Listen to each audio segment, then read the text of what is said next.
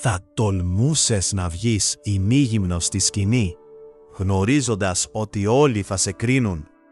Η Κέτι Φίνου το έκανε και αποκάλυψε όλη την αλήθεια. Με μια συγκινητική ανάρτηση στο Instagram, η Κέτι Φίνου μοιράστηκε μια φωτογραφία από τη θεατρική παράσταση «Όχ τα νεφρά μου» και εξομολογήθηκε τον μεγάλο φόβο που ένιωσε όταν χρειάστηκε να εμφανιστεί με ένα κομπινεζόν πάνω στη σκηνή. Όπως αποκάλυψε, το 2019 ο θεατρικός επιχειρηματίας Βασίλης Πλατάκης της πρότεινε τον ρόλο της Πόρνης στο έργο του Μπάμπη Τσικληρόπουλου, με βασική προϋπόθεση να χδυθεί επί σκηνής και να μείνει μόνο με το κομπινεζόν.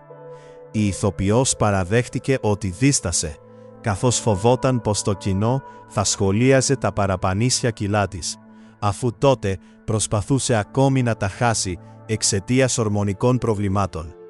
Στην πρεμιέρα, όπως είπε, έτρεμε από τον φόβο και περίμενε ακόμα και γέλια στις πιο δραματικές στιγμές. Όμως, συνέβη ακριβώς το αντίθετο.